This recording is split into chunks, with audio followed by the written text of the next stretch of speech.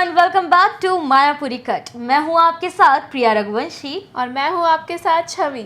और आज के इस बॉलीवुड गॉसिप के सेशन में हम आपके लिए बहुत सारे एकदम ही जूसी और स्पाइसी गॉसिप लेके आए हैं, जहां पर इन गॉसिप्स को सुनकर आप भी हैरान हो जाएंगे जैसे हम हो गए थे। और इसमें सबसे पहला गॉसिप तो सिंघम अगेन को लेकर है, जिसका अभी अभी ट्रेलर भी आया है।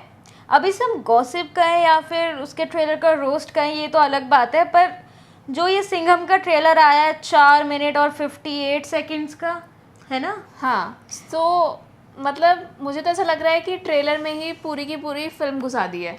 मतलब अगर ये 10-15 मिनट और लंबा ट्रेलर दिखाई देते तो पूरा सस्पेंस ही मतलब सस्पेंस तो खुल ही गया, पूरा क्लाइमैक्स ही सामने आ जाता। ऐसा हाँ, कुछ बचता ही नहीं उसमें देखने के लिए। पता लग जाता कि विलन ऐसा क्यों कर रहा है और वो आखिर में बची या नहीं बची करीना कपूर, ये तो पता ही लग जाता ना, क्योंकि स्टोरी तो पता लगी गई और है। मेरे हिसाब से ना फिल्म का टाइटल सिंघम अगेन की बजाय आदि पुरुष लाइट होना चाहिए था। हाँ, क्योंकि इसमें रामलीला रामलीला की तरह ही दिखाया है, मगर ये नहीं पता चला। सबका तो पता लगा कि कौन कौन से कैरेक्टर रामलीला से इंस्पायर है।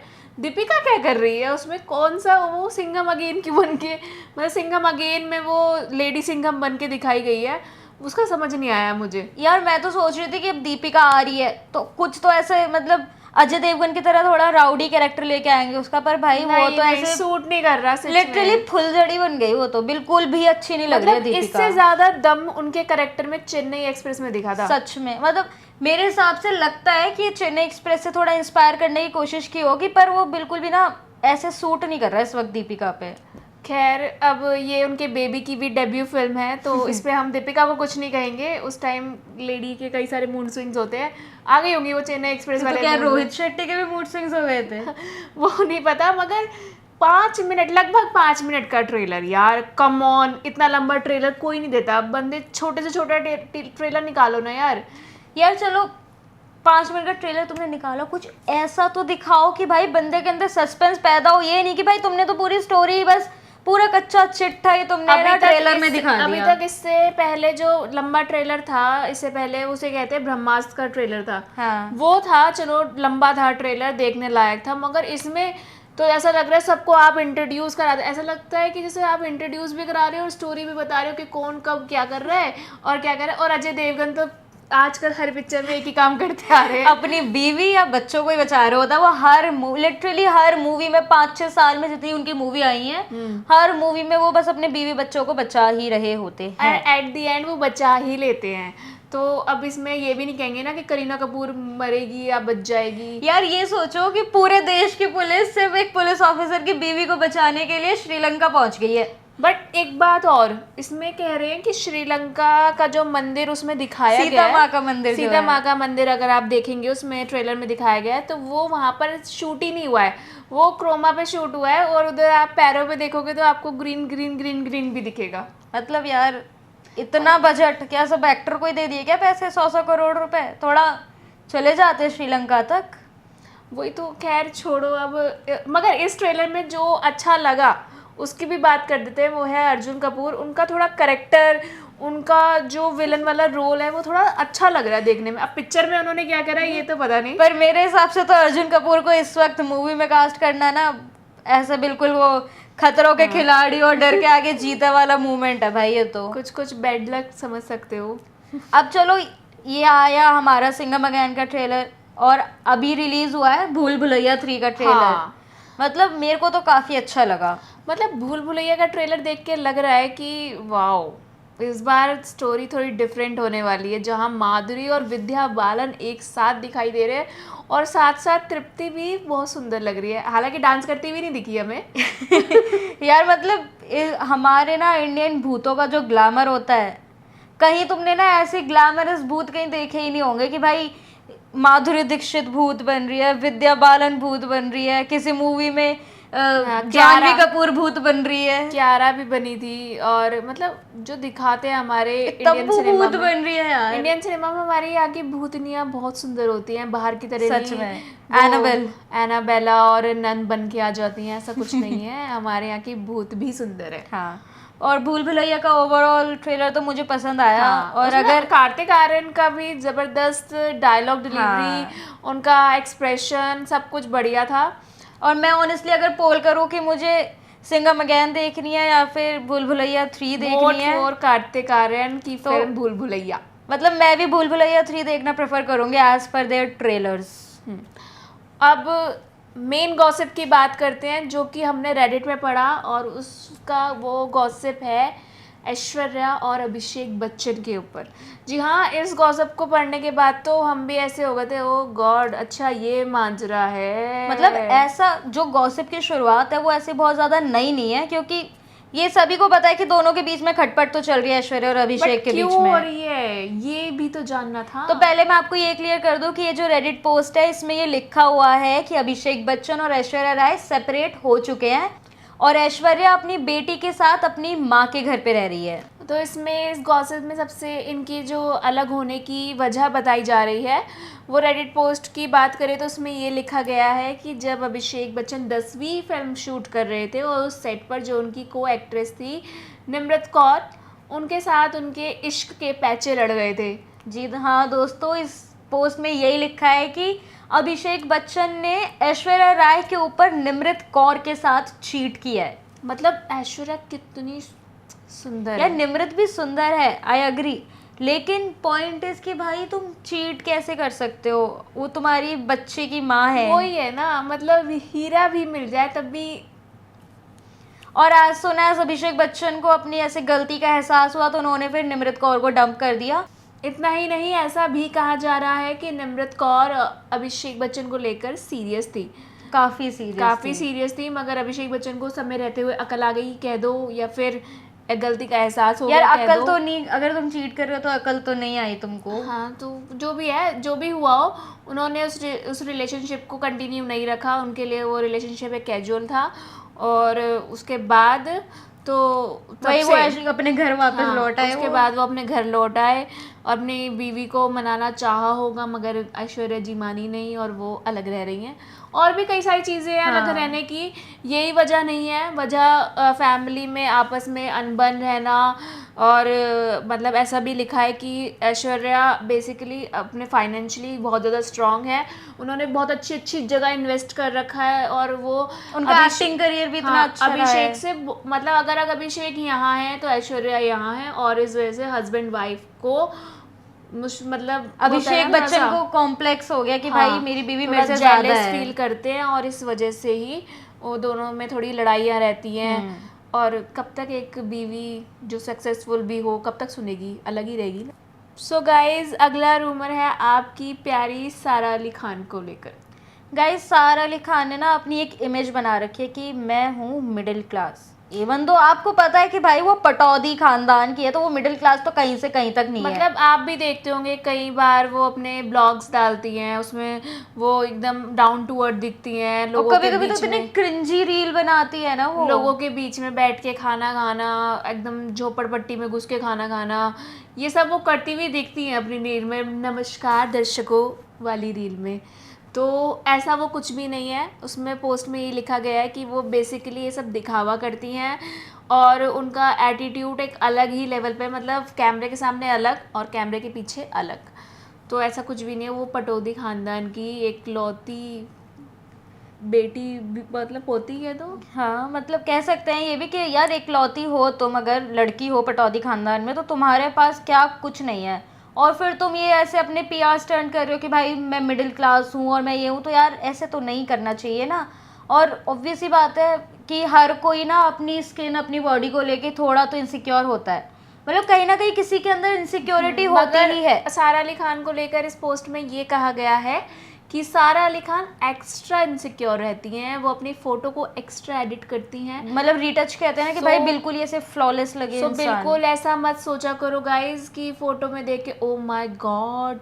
और अभी सारा अली खान की एक वीडियो भी वायरल हुई थी जिसमें वो एक इवेंट में आई थी शायद गणेश पूजा के टाइम पे, और वो ना अपने भाई के साथ फोटोज क्लिक करा रही थी और वो एकदम ऐसे सांस रोक के खड़ी हुई थी, वो अलग से पता लग रहा था कि भाई वो सांस रोक के खड़ी और अपने ऐसे एब्स फ्लॉन्ट करने की कोशिश कर रही है। एक टाइम ऐसा भी था सारा अली खान का कि जब वो बहुत ज़्यादा मोटी हुआ करती थी, तो अगर वो उस टाइम से इस टाइम पे आई हैं और तब भी उनकी इमेज, तब भी वो इस चीज़ को लेके इतनी ज़्यादा इनसिक्योर है ना, तो आई थॉट कि उनको थोड़ा सोचना चाहिए इस पे। यार हमारे हिसाब से तो हर कोई अपने तरीके से स्पेशल होता है, हर किसी को कॉन्फिडेंट रहना चाहिए। प्रोसेस डिफ़िकल्ट होता है पर everyone is beautiful. So guys, अब जो रूमर मैं आपको लेकर सुना रही हूँ रेडिट पे जो लिखा है वो है कार्तिक आर्यन और अनन्या पांडे को लेकर। इनके बारे में वैसे भी आपने बहुत कुछ सुना होगा, मगर इधर कुछ और लिखा है, वो प्रिया आपको बताएगी। तो गाइज इस रेडिट पोस्ट में लिखा है कि अपेरेंटली कार्तिक आर्यन और Ananya Panday friends with benefit है। मतलब ये ऐसे फर्स्ट हैंड इन्फॉर्मेशन नहीं है इस ब्लॉग के अंदर भी, पर उसमें मेंशन है कि ये शायद फ्रेंड्स विद बेनिफिट हैं और ये उसी हिसाब से थोड़े कॉम्प्लिकेटेड रिलेशनशिप में है, इसीलिए ये एक दूसरे को इतना इग्नोर करते हैं और इतना ऐसे ना दूर दूर रहते हैं ताकि ऐसे पब्लिक अपीयरेंस में ना आए और ऐसा कुछ बहुत ज़्यादा हाईलाइट ना हो ताकि बातें ना बने। तो हाँ, what do you think about friends with benefit? और ऐसा भी कहा जाता मेरे आवाज़ का जवाब मतलब I don't think about it, मतलब मैं कुछ नहीं कहूँगी यार गाइज, जो भी है चीज़ तो गलत है, मगर आपको कुछ सही लगी हो तो आप सही मानो। बट देखो, अब सबकी अपनी अपनी चॉइस होती है। अगर वो दोनों फ्रेंड्स विद बेनिफिट में है भी तो जाहिर सी बात है छुपाएंगे ही ना, ऐसे कोई भी सामने नहीं जाहिर करता है, अपनी लाइफ भी होती है। और सारा अली खान भी तो है ना कहीं उनकी दोस्ती में भी अनबन चलती रहती है इस चक्कर में, क्योंकि सारा और कार्तिक का रहा हुआ है रिलेशनशिप। तो अपने एक बार लास्ट एक पीछे स्पॉट भी हुई थी कार्तिक के सामने, सारा वो क्या नाम है अनन्या पांडे, और वो एकदम से ना ऐसे चुप हो गई थी, ऑकवर्ड सी हो गई थी। एक रील आई थी। आजकल तो अनन्या पांडे बहुत अपनी हार्ट ब्रेक की स्टोरीज भी शेयर करने लगी हैं ना, अपने वो मेंटल हेल्थ से जुड़ी चीज़ें भी शेयर करती हैं। तो हो सकता है पता नहीं कौन कौन से एक्स इन्वॉल्व हैं इसमें। अभी पीछे उन्होंने अपने आप को बताया कि वो किसी बीमारी से जूझ रही है, जो कि डिप्रेशन की दूसरी स्टेज होती है, और उसमें ऐसा होता है कि इंसान अपने आप को वो इंसान ही नहीं समझता जो वो है। Imposter syndrome. हाँ, मतलब ऐसा उन्हें लगता है कई बार कि अगर शूट के दौरान कोई कह रहा है कि अनन्या हो गया, टेक ओवर हो गया शूट, तो उन्हें समझ में नहीं आता कि वो उन्हें ही कह रहा है। उनका कोई नाम ले रहा है तो उन्हें समझ में नहीं आएगा कि ये उन्हीं के बारे में बात हो रही है, तो वो अपनी आइडेंटिटी को पहचान नहीं पाती हैं, यही कह सकते हैं। तो आजकल वो इस पे थोड़ा फोकस कर रही हैं और थोड़ा वर्क करने की कोशिश कर रही हैं। तो आई वी होप कि वो ठीक हो जाएं जल्दी से जल्दी। तो गाइस इस लिस्ट में अगला गॉसिप है इब्राहिम अली खान और खुशी कपूर का। हाँ गाइस, तो मतलब खुशी कपूर अब डेब्यू करेंगी फिल्मों में, और वो भी कर रही हैं। वो सैफ अली खान के बेटे उनका भी डेब्यू ही है इब्राहिम अली खान के साथ, जिनका खुद डेब्यू हो रहा है। मगर इसको लेके ना एक बहुत स्ट्रॉन्ग रूमर ये है कि जो ये पिक्चर बन रही है, जो कि इनकी डेब्यू पिक्चर होगी, वो कहीं से भी अच्छी पिक्चर नहीं है। उनकी स्टोरी लाइन भी अच्छी नहीं है, बड़ा ही बकवास कहा जा रहा है। मतलब रिपोर्ट्स आ रही, मतलब ऐसे ये रेडिट पोस्ट में बता रहे हैं कि जो स्टूडेंट ऑफ द ईयर 2 थी, जो 2 वाली थी, उसके कंपैरिजन से भी बहुत बुरी होने वाली है फिल्म। तो और इसके डायलॉग भी बहुत ऐसे, जो सेट पे से लोग बता रहे हैं वो बता रहे हैं इसके डायलॉग भी लेम से बहुत क्रिंजी है और अजीब से, जैसे छवि बता रही है, लेम है। तो मतलब मैं तो पहली बात यही सोच रही हूँ कि दोनों लगेंगे साथ कैसे, वो तो मैं इमेजिन नहीं कर पा रही हूँ। अब अगर आ भी रहे हैं तो भी कैसे देख पाऊंगी मैं नहीं देखूंगी। गाइस आप लोग कमेंट करके बताना कि आपको इब्राहिम और खुशी की जोड़ी इस फिल्म में कैसी लगने वाली है। मतलब मैं तो ऑनेस्टली जानना चाहती हूँ सबके व्यूज कि आप लोग क्या सोच रहे हो कि इब्राहिम अली खान को ना उनके साथ आना चाहिए था, श्वेता तिवारी की बेटी पलक तिवारी के साथ, क्योंकि उनके ज्यादा रूमर्स भी फैले हैं, उनके रिलेशनशिप के लोग ना बहुत है एक्साइटेड कि उनको साथ देखने के लिए पर्दे पर। उन दोनों को आना चाहिए था। वाई खुशी यार अब वो इब्राहिम के हाथ में नहीं है ना छवि। चलो, मतलब हो सकता है उनके हाथ में, पर नहीं है अपेरेंटली। अब अगला रूमर जो है वो बहुत ही कंट्रोवर्शियल एक्ट्रेस का है, जो कि अब बीजेपी सांसद हैं। अब आप जान ही गए होंगे कि हम किनके बारे में बात कर रहे हैं। वो कोई और नहीं बल्कि मिस कंगना रनौत। तो गाइस ये जो रेडिट पोस्ट कह रही है ना, इसमें ये लिखा हुआ है, ये मतलब एक लड़की ने अपनी स्टोरीज में शेयर किया और वो बोल रही है कि वो ऐसे कंगना रनौत के साथ कुछ काम, कोई उसका प्रोजेक्ट था तो वो कर रही थी, और वो उसके लिए अपने डायरेक्टर के साथ कुछ कॉस्ट्यूम्स वगैरह लेके उसके घर पहुंची थी ताकि वो जो ऑल्ट्रेशन वगैरह होता है वो सब हो जाए। और उसके बाद वहाँ पे जो भी हुआ, तो वहाँ पे वो ना उसके रूम में गई, तो जैसे वो रूम में गई तो वैसे वो उसके ऊपर चिल्ला गई, और फिर चिल्लाने के बाद ऐसे सब ऑकवर्ड हो गया। फिर वो जैसे तैसे ऑल्ट्रेशन लेके वापस आई, और फिर जब वो नेक्स्ट डे वापस वो शूट लोकेशन पे पहुंची तो वहाँ पे जैसे वो उसकी वैनिटी में घुसी ना, तो कंगना रनौत ने उसके ऊपर बहुत ही गंदी तरीके से चिल्ला दिया। मतलब सोचो कि वैनिटी में ऑलरेडी कितने लोग होते हैं, तो मतलब लिटरली उस लड़की को ह्यूमिलिएट कर दिया। और उसके बाद उस लड़की को रेडिट पे पोस्ट करना पड़ गया। एग्जैक्टली और उसके बाद उस लड़की ने ये लिखा कि उसकी कंपनी भी ऐसे उसकी साइड से सुनने के लिए तैयार नहीं थी कि भाई अब तू ही सुन, कि वो तेरे ऊपर चिल्लाई थी, तू ही सुन, कि हम तो नहीं सुनने वाले। तो वो भाई पूरे दिन लिटरली कंगना के पीछे पीछे भाग रही थी, उससे अपोलोजाइज कर रही थी, क्योंकि उसको पता ही नहीं था कि इसके अलावा वो और करे क्या। कंगना का इतना रूड बिहेवियर सेट पर होना अच्छी बात नहीं है, जबकि अब वो बीजेपी सांसद है। ऐसा होता है क्या? मतलब जया बच्चन भी ऐसी करती हैं तो यार जया बच्चन, मेरी बात सुनो, जया बच्चन पापराजी के सामने ऐसे करती है, तो अगर वो ऐसे बिहाइंड द कैमरा लोगों के साथ कैसे ही बिहेव करती होंगी। वही तो, मतलब ऐसा क्या हो जाता है, ये सांसद में जुड़ जाते हैं तो इनमें एटीट्यूड आ जाता है। मतलब ठीक है, कंगना जो भी करती हैं, कई बार वो सोशल मीडिया पे खुली तौर पर बोलती हैं, वो सब देखते हैं, मगर इस तरीके से ऐसे लोगों के साथ बिहेव करना अच्छी बात नहीं है। अगर इस बात में सच्चाई है तो मैं तो इस चीज़ के लिए बिल्कुल खिलाफ हूँ, बहुत गलत चीज़ है यार। मतलब अब तुम एक स्टेज पर पहुंच गए तो ऐसे दूसरों को ह्यूमिलिएट मत करो ना, तुम सपोर्ट में रहो। आप भी उसी जगह से उठ के आए हो, कोई आप एकदम सोने की चम्मच मुंह में डाल के तो आए नहीं थे, और तुम बंदे को इतना लो फील करा दो, फिर उसका मोटिवेशन गिर जाता है, सेल्फ एस्टीम गिर जाता है, सब कुछ खत्म हो जाता है। अगर कोई बंदा तुम्हारे साथ ही सेम कर दे तो तुम लोग सह ही नहीं पाओगे। बस अब आपके पास पावर है तो आप ऐसे उस चीज़ को कर रहे हो। मतलब इतना पावर होने का भी फायदा नहीं है कि आपकी पार्टी आपको साइडलाइन कर रही हो। ये तो हुई कंगना की बात। इस वीडियो में हमने जितने भी गॉसिप आपको बताए हैं, उनमें से सबसे ज़्यादा जूसी, एक्साइटेड या फिर सबसे ज़्यादा सही चीज़ आपको क्या लगी, हमें कमेंट सेक्शन में ज़रूर कमेंट करके बताना।